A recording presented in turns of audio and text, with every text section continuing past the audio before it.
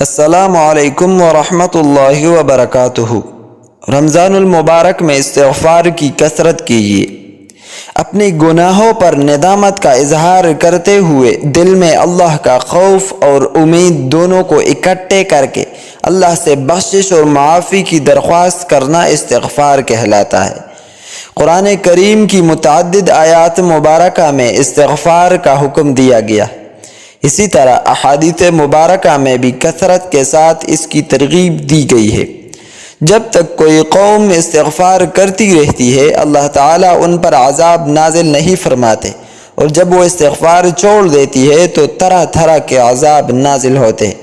چنانچہ قرآن کریم میں ہے وَمَا كَانَ اللَّهُ مُعَذِّبَهُمْ وَهُمْ يَسْتَغْفِرُونَ، اللہ کبھی ان کو عذاب میں مبتلا نہیں فرمائے گا جب تک وہ استغفار کرتے رہیں گے۔